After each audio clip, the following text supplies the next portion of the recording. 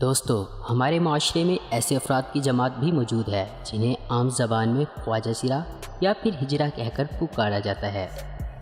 ہمارے ہاں انہیں عمومی طور پر سٹیج کی زینت ہی سمجھا جاتا ہے۔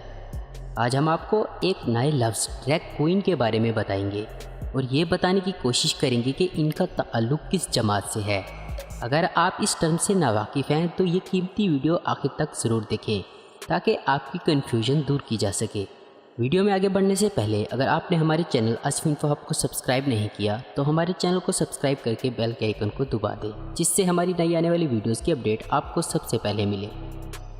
دوستو، ہر جاندار جوڑے کی صورت میں پیدا ہوا ہے اور یہی قانون ہم انسانوں پر بھی لاگو ہوتا ہے، یعنی معاشرہ مرد اور عورت کے ملاپ سے وجود میں آتا ہے۔ بچے کی پیدائش پر اس کا جنس واضح ہو جاتا ہے کہ آیا یہ مرد ہے یا پھر عورت۔ تاہم چند مرد جو کسی احساس کمتری کا شکار ہوں یا پھر طبی طور پر اپنی خواہشات کو اس انداز سے ظاہر کرتے ہوں جو صنف نازک سے ملتے جلتے ہوں، انہیں معاشرت تیکھی نظروں سے دیکھنا شروع کر دیتا ہے۔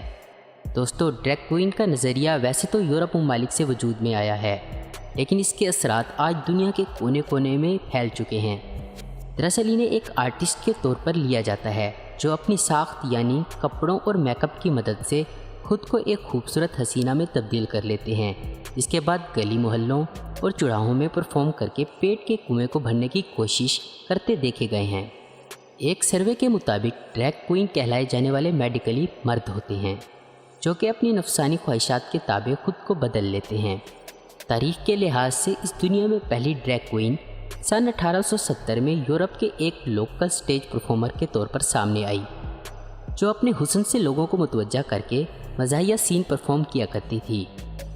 اس خیال نے جلد ہی شہرت حاصل کی اور ارد گرد کے علاقوں میں رہنے والے ایسے مرد حضرات جو پہلے اس آرٹ کے دیوانے تھے، انہیں بس اس جانب قدم بڑھانے کا موقع مل گیا اور دیکھتے ہی دیکھتے اس جماعت میں اضافہ ہونے لگا۔ قانون قدرت کے مخالف جو بھی قدم اٹھایا جائے وہ ایک دن کسی نقصان کا حصہ بن ہی جاتا ہے۔ اس کہانی میں بھی کچھ ایسا ہی ہوا۔ اس آرٹ کو شہرت تو مل گئی، تاہم اس کی بنیادوں میں ہم جنس پرستی جیسے عوامل شامل ہونے لگے اور نسل انسانی ایک اور راستے پر چلنے لگی۔ دوستو، اب سوال یہ پیدا ہوتا ہے، کیا یہ مرض لڑکوں تک ہی محدود ہے یا اس کے گھیرے میں اور جینڈر بھی آتے ہیں؟ دوستو، ایک سروے کی رپورٹ کے مطابق 40% بے روزگار خواتین بھی اس دلدل میں قدم رکھ چکی ہیں۔ یہی نہیں، خواجہ سراہوں اور ہجڑوں نے بھی اس روح کو جلد ہی اپنا لیا ہے۔